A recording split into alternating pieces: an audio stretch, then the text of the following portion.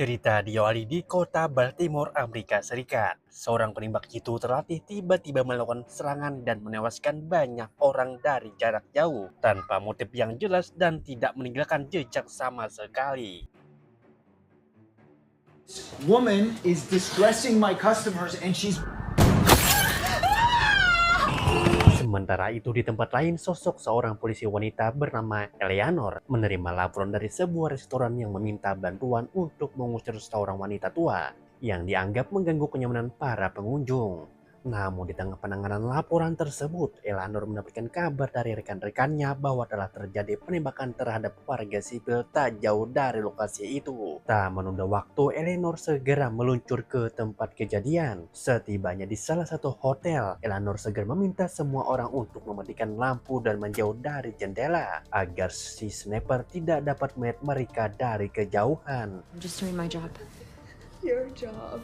Diketahui juga kalau penembak misterius itu tidak hanya menargetkan para pengunjung tempat hiburan malam, tetapi juga menembaki gedung secara acak yang berada di hadapannya. Tidak ada yang tahu motif apa di balik aksinya, namun sebanyak 29 orang dipastikan tewas akibat aksi si sniper tersebut. Maka dari itu, untuk mendeteksi arah tembakan tersebut, pasukan keamanan melacaknya dengan menyalakan laser. Dengan begitu, cahaya laser menyala dengan serentak.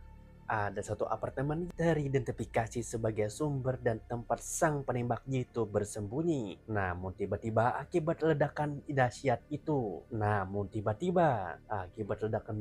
membuat suasana apartemen menjadi kacau dan para penghuni berlari keluar untuk menyelamatkan diri meski tak paham apa yang sebenarnya terjadi. Sementara Eleanor segera merekam setiap orang yang pergi meninggalkan apartemennya. Namun tak lama kemudian petugas pemadam kebakaran dikerahkan untuk melakukan penyelidikan ledakan tersebut. Sementara Eleanor langsung bergerak menuju titik yang dicurigai sebagai markas dari sang penembak jitu misterius tersebut.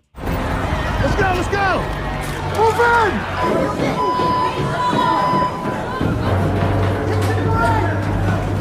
Di sini Eleanor yang begitu bersemangat mengejar pelaku dan kehilangan fokus hingga lupa mengenakan masker, membuat napasnya tersesak di tengah kepulan asap. Untungnya saat itu ia berhasil menemukan jalur keluar lewat apartemen yang pintunya terbuka akibat ledakan dan ia pun bisa menghirup udara. That's it. Namun ternyata kejadian barusan ternyata hanyalah halusinasi akibat dirinya sempat tak sadarkan diri. Beberapa saat kemudian pemimpin FBI yang bernama Geoffrey Rimat, susah sekali ini. Inilah namanya, tiba di lokasi dan segera meminta laporan tentang siapa pemilik apartemen tersebut. Salah satu agen menjelaskan bahwa unit itu telah kosong, yang berarti menemukan dalang di balik peristiwa ini yang akan menjadi tantangan besar bagi mereka. I heard 17 flights and no gas mask. Dan sebelum lanjut kalian wajib subscribe dulu ke channel ini agar kalian mendapatkan notifikasi video terbaru dari Mali Film. Dan jika sudah, mari kita lanjutkan ke alur ceritanya. Jeng jeng jeng jeng jeng anjing. Bergabung dengan tim untuk menyelidiki kasus pembunuhan terhadap sejumlah warga sipil. Ia merupakan agen dari lembaga penyelidik bernama Regional Bureau. Dalam rapat tersebut, Geoffrey menegaskan bahwa ada 3 kemungkinan terkait latar belakang pelaku. Yang pertama, pelaku bukan orang sembarangan karena selama proses investigasi sebelumnya, mereka sama sekali tidak menemukan satupun barang bukti. Tak ada selongsong peluru, potongan rambut, sidik jari maupun jejak lain. Semuanya dilakukan dengan sangat rapi profesional. Untuk kemungkinan kedua, Geoffrey menjelaskan bahwa pelaku tampaknya bukan berasal dari kelompok pemberontak. Sebab setiap tembakan yang dilepaskan selalu tepat sasaran tanpa satupun meleset. Sedangkan kemungkinan terakhir menurutnya, pelaku kemungkinan menderita gangguan mental yang cukup parah. Makanya Geoffrey mengingatkan seluruh tim agar tidak terburu-buru menuduh siapapun sebelum bukti yang kuat, sehingga ditemukan serta terus mengumpulkan informasi selengkap mungkin agar kasus ini bisa segera terungkap. Ketika Geoffrey hendak menuju dapur, ia mendengar Eleanor berbicara pada salah satu temannya. Eleanor mengatakan bahwa pelaku saat ini mungkin sedang bergembira akan aksinya. Geoffrey pun merasakan heran dan bertanya bagaimana ia bisa menarik kesembilan seperti itu. Eleanor pun menjelaskan bahwa bagi si penembak misterius, 29 nyawa itu ibarat santapan yang memuaskan. Setelah merasa kenyang, ia akan pergi tanpa rasa bersalah atau penyesalan sedikit pun. Namun ketika lapar lagi, ia akan kembali beraksi bahkan dengan kekejaman yang lebih mengerikan. Singkat cerita, Eleanor pulang dan memilih menenangkan diri dengan bermeditasi lewat berenang. Ia masih sulit mempercayai kenyataan bahwa bagaimana mungkin seorang tega membunuh puluhan warga sipil yang tak berdosa. Keesokan paginya, pihak kepolisian menghubunginya dan meminta untuk bertemu dengan Geoffrey di sebuah kedai kopi. Dalam pertemuan itu, Geoffrey mengajukan tawaran agar Eleanor mau bergabung dengan tim FBI dari biro tempatnya bekerja. Karena jujur ia sangat terkesan dengan kemampuan analisis berpikir yang dimiliki oleh Eleanor. Beberapa saat kemudian terlihat seorang pria bernama Jack. Ia adalah orang yang selama ini menjadi tangan kanan Geoffrey dalam memerangi kejahatan. Di waktu yang sama, Geoffrey mengajak Eleanor menuju kantor biro untuk menghadiri rapat bersama sejumlah staf penting. Dalam pertemuan itu, Jack menyampaikan temuan terbarunya di mana sekitar 6 bulan lalu, sebelum peristiwa ledakan, ada 3 pekerja kebersihan yang tercatat pernah mengunjungi apartemen tersebut. Dan saat ini tim FBI sedang melakukan pencarian untuk menemukan di mana orang berada tersebut. Tak lama kemudian, salah satu staf melaporkan bahwa penghuni apartemen yang sebelumnya menghilang akhirnya berhasil ditemukan dan kini sedang diperiksa dan ditangani oleh tim FBI dari departemen lain, di mana tim itu dipimpin langsung oleh seorang bernama Frank. Yang di sisi lain, Geoffrey yang mendengar informasi tersebut sontak keberatan karena menurutnya kasus penembakan tersebut sudah mereka tangani sejak awal dengan bukti dan jalur investigasi yang rumit. Usai rapat, Eleanor, Jack, dan Geoffrey pun menuju ruangan jenazah. Sesampainya di sana, ketiganya hanya bisa menggelengkan kepala melihat kebrutalan sang pelaku yang tampaknya tak mengenal belas kasihan, baik kepada yang muda maupun yang tua. Tak lama, Geoffrey bertanya apakah si penembak misterius melakukan aksinya secara spontan. Eleanor pun menjawab, benar. Dari hasil pemeriksaan luka-luka pada korban tak ditemukan pola yang menunjukkan adanya perencanaan yang matang. Semuanya tampak dilakukan secara impulsif dan spontan. Tak lama setelah itu mereka mendapatkan kabar dari pihak kepolisian yang melaporkan bahwa pelaku penembakan telah ditemukan di sebuah gedung. Saat itu juga seluruh pasukan segera dikerahkan untuk menangkap orang yang diduga sebagai pelaku. Dan tak lama di saat operasi itu, Frank tiba-tiba muncul yang kembali membuat Geoffrey kesal. Ia jelas tidak menyukai sikap Frank yang suka bertindak gegabah tanpa memiliki bukti yang cukup kuat untuk memastikan bahwa orang yang mereka incar benar-benar tersangka utama. Karena seluruh pasukan telah siap di lokasi, mereka segera bergerak masuk dengan tujuan menangkap si pelaku. Seems the killer is among them. How do you access here? He takes every bar. Yang akhirnya koin seketika sehingga membuat tim FBI kebingungan untuk mengidentifikasi pelaku. Tak lama kemudian, Geoffrey dengan nada kesal menuntut penjelasan si Frank. Kalau memang si pria tadi adalah pelaku, di mana sejatinya dan bagaimana mungkin seorang pelajar bisa begitu mahir menggunakan senjata laras panjangnya. Sudah jelas bahwa si bocil tersebut bukan pelaku sebenarnya, melainkan korban dari tuduhan berlebihan yang dibuat oleh Frank. So far, you haven't found a catapult. Berdasarkan laporan yang diterima, pria itu nyaris tidak pernah meninggalkan kamarnya dan bahkan sempat mengancam akan melukai siapapun yang mencoba masuk ke tempat tinggalnya. Tanpa memastikan kebenarannya, Frank malah langsung berasumsi bahwa dialah si pelaku sebenarnya. Setelah kejadian itu, Eleanor, Jack, dan Geoffrey melanjutkan menyelidikan mereka dengan memeriksa beberapa petugas kebersihan yang bekerja di apartemen tempat sang penembak misterius yang pernah bersembunyi. Dan hasil investigasi tidak ditemukan tanda-tanda mencurigakan atau bukti yang mengarah pada pelaku pembunuhan. Di waktu yang sama, Jay juga menemukan data tentang seorang pria bernama Asur, salah satu pekerja yang diketahui memiliki 2 pekerjaan sekaligus sebagai petugas kebersihan apartemen. Namun hingga kini belum ada informasi yang cukup untuk memastikan siapa sebenarnya pelaku di balik semua tragedi itu. Agar warga tidak terus-menerus cemas, Eleanor memutuskan untuk segera meninjau rekaman CCTV serta video yang diambil saat ledakan terjadi. Namun setelah diperiksa, hasilnya cukup mengecewakan. Tak terlihat satupun orang yang berperilaku mencurigakan. Maka dari itu, berhubung kasus tersebut belum membuahkan hasil, mereka memutuskan untuk melanjutkan penyelidikan keesokan harinya. Check with the courier. I'm sorry, sir. I was just Dan trying to... ketika hendak pulang, Geoffrey mengajak Eleanor untuk makan malam dan mengatakan bahwa ada beberapa hal penting yang ingin ia bicarakan. Eleanor pun menyanggupinya. Usai makan malam, disinilah Geoffrey terkejut setelah mengetahui bahwa Eleanor selama ini tidak sepenuhnya jujur. Ternyata sebelum menjadi seorang polisi wanita, Eleanor pernah mencoba melamar pekerjaan di biro regional tempat Geoffrey bekerja saat ini. Namun lamaran itu ditolak karena catatan masa lalunya yang cukup kelam. Dulu Eleanor dikenal sebagai sosok yang agresif, sulit bergaul dan memiliki kecenderungan adiktif.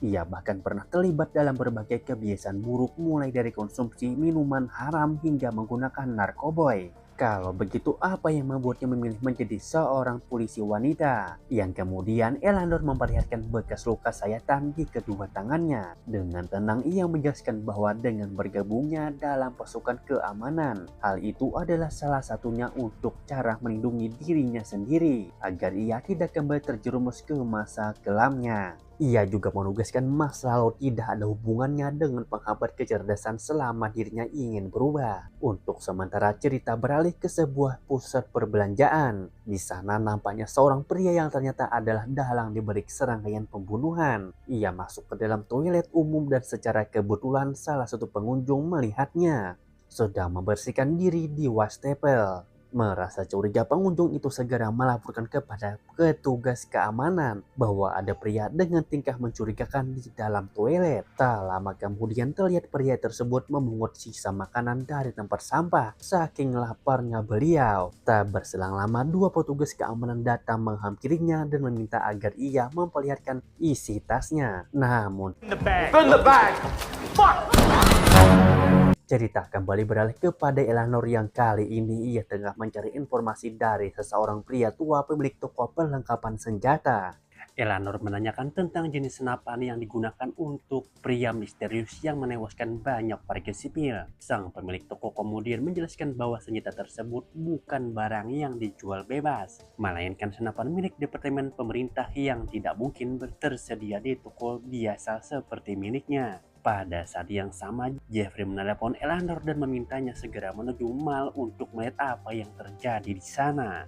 Setibanya di lokasi, pemandangan mengerikan langsung terlihat. Hampir seluruh petugas keamanan tewas dibantai tanpa ampun. Saat di ruang monitoring, Eleanor mulai menarik kesimpulan bahwa tujuan pria itu sebenarnya bukan untuk membunuh.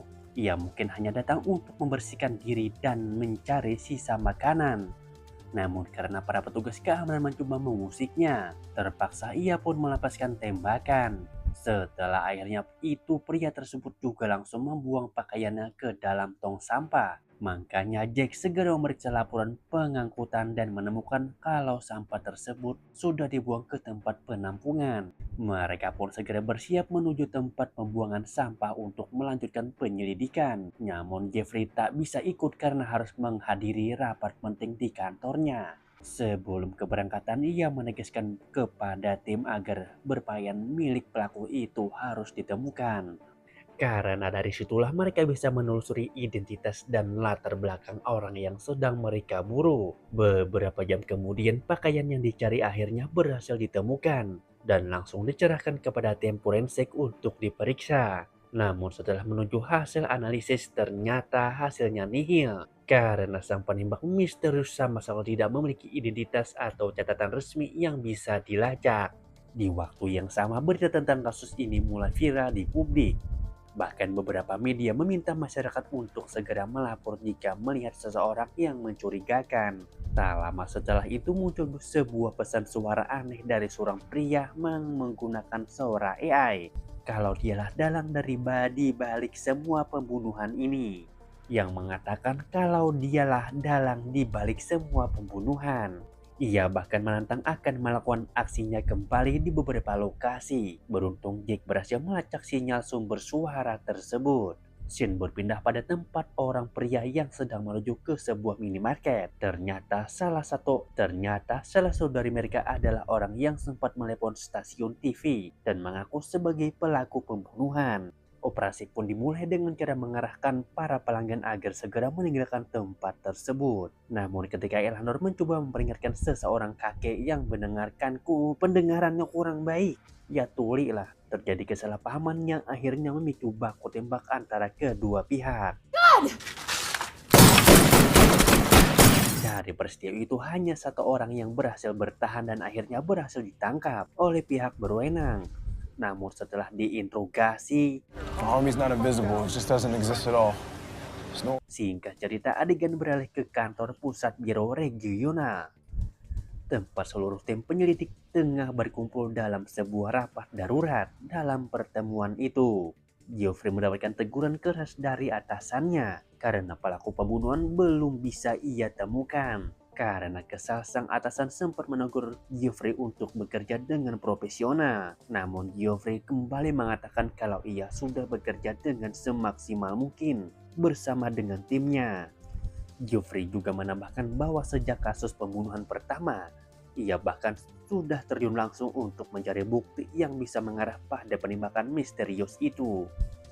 Namun sosok yang mereka buru sangatlah profesional dan tidak meninggalkan jejak satupun atau barang bukti. Sang atasan kemudian menanyakan alasan Geoffrey merekrut Eleanor yang kita tahu kalau agen tersebut memiliki catatan masa lalu yang buruk. Whether your pursuit of new talent is because you know your own is Namun alhasil mereka tetap diperintahkan untuk segera pergi dari ruangan tersebut alias dipecat. Dan sesampainya di rumahnya, Eleanor pun merasa sangat menyesal karena akibat tindakannya Geoffrey harus kehilangan pekerjaannya dari biro. Makanya untuk menenangkan diri dan meluapkan sejenak masalahnya, ia pun merendam sambil memikirkan cara untuk mengungkap identitas si penembak misterius. Saat itulah ia pun tiba-tiba merasa ada yang janggal.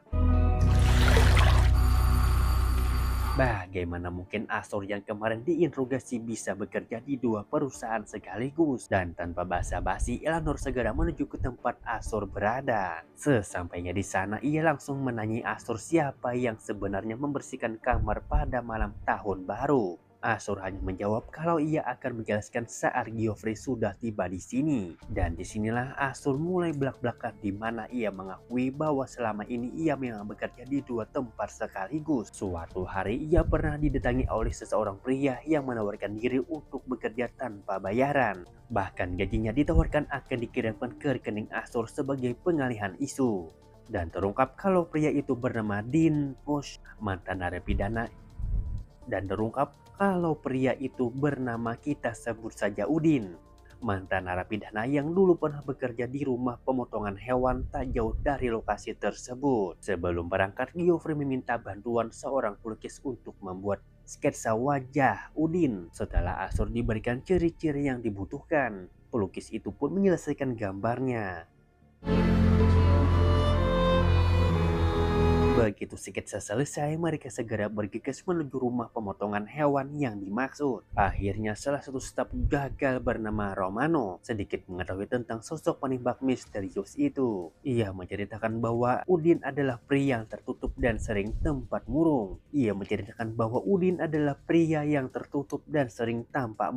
Ia bahkan jarang berinteraksi dengan siapapun. Earl's posse, who was a shooting instructor for the 75th Ranger. Tak lama kemudian, berkat informasi yang ia didapatkan, Geoffrey dan Eleanor akhirnya tiba di tempat Udin dan kemudian ia pun disambut oleh wanita tua yang merupakan ibu dari Udin. Sang ibu pun langsung menyadari bahwa Geoffrey adalah seorang agen FBI, namun dengan ramah mempersilahkan mereka masuk. Disinilah sang ibu mulai bercerita bahwa Udin beberapa tahun ini jarang sekali pulang dan lebih sering menghabiskan waktu sendirian di hutan. Dulu sewaktu dia masih anak-anak, ayahnya sudah melatih Udin untuk menembak dan berburu. Tapi seiring waktu malah terobsesi dengan senjata dan tanpa sengaja ia menembak ayahnya sendiri. Karena peristiwa tersebut, awal mula Udin menjadi seorang yang tertutup dan membenci keramaian.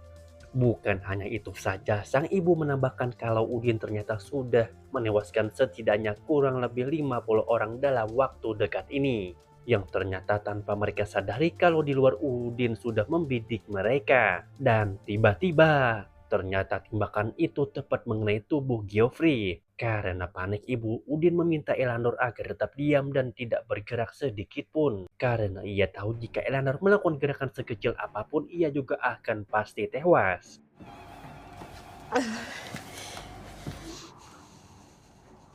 Saat itu untuk pertama kalinya Udin muncul di tempat persembunyiannya. Udin dan Eleanor pun saling berhadapan di sebuah ruangan dan mengatakan bahwa tidak seharusnya orang-orang membuat keramaian setiap kali merayakan sesuatu. Menurutnya kebisingan hanya membawa kekacauan. Karena itulah selama bertahun-tahun ia telah membunuh kurang lebih sekitar 200 orang agar membuat publik takut merayakan tahun baru.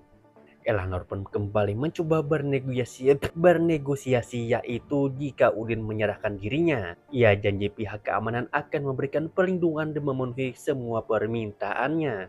Namun Udin tidak percaya begitu saja. Karena ia yakin begitu persidangan selesai mereka tetap saja akan menangkapnya. Tak lama kemudian terdengar kalau polisi kini menuju ke tempat mereka. Dan seketika itu juga Udin langsung melumpuhkan Eleanor dan membawanya ke sebuah ruangan penyekapan. Di dalam ruangan tersembunyi itu Eleanor diikat pada sebuah tiang dan tak berdaya untuk melawan. Sementara itu Udin sudah bersiap menghadapi pasukan polisi yang mulai mengepung rumahnya. Dari jendela ia menimpa satu persatu petugas yang mencoba mendekat, membuat situasi di luar menjadi kacau. Yang membuat polisi pun terpaksa mundur dan meminta bantuan langsung ke markas pusat. Dan ketika polisi lengah, Udin mencoba memasangkan peledak di beberapa titik sebagai jebakan jika pasukan mendekat.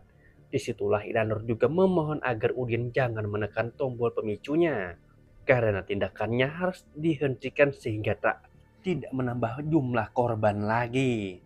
Eleanor juga berhasil melepaskan ikatannya segera berjalan keluar menuju pasukan keamanan yang sudah mengepung lokasi. Di sana terlihat Jack datang untuk memberikan pertolongan ke Eleanor dan begitu syok ketika mengetahui kalau Geoffrey ternyata sudah tewas di sana. Di sisi lain, Udin terus berusaha melarikan diri, sementara polisi menyebar untuk melacak keberadaannya. Namun karena luka gigitan dari Eleanor membuatnya banyak kehilangan darah dan jejaknya menjadi mudah diikuti. Setelah menempuh jarak sekitar 600 meter, polisi akhirnya berhasil menemukannya. Udin memilih untuk mengakhiri hidupnya sendiri daripada harus di bui.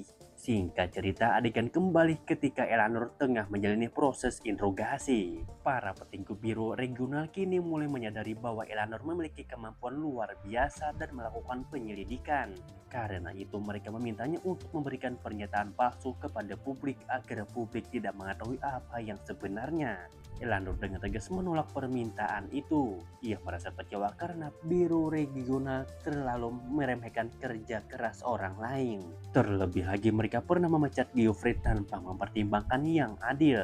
Kali ini Eleanor bertekad untuk berbicara jujur kepada publik dan mengungkap bahwa biro sebenarnya gagal menjalankan tugasnya dalam penyelidikan. Namun salah satu pejabat pria di sana memperingatkannya jika ia berani membuka mulut, mereka tidak akan segan-segan menjebloskannya ke penjara. Alasannya jelas karena Eleanor dan Geoffrey sudah mendatangi rumah Udin tanpa ada izin resmi maupun laporan yang sah, yang akibatnya beberapa polisi harus tewas dalam operasi tersebut. Eleanor yang sudah tersudut terpaksa bersedia menuruti keinginan mereka untuk memberikan pernyataan palsu. Asalkan seluruh uang asuransi serta medali kehormatan diberikan kepada mendiang suami si Geoffrey. Dan begitu film pun selesai. Dan film pun tamat. Beliuran, oh ini butuh rapungan kareng ya ini nah. Aduh. Mudah viewers meledak yang ini nah.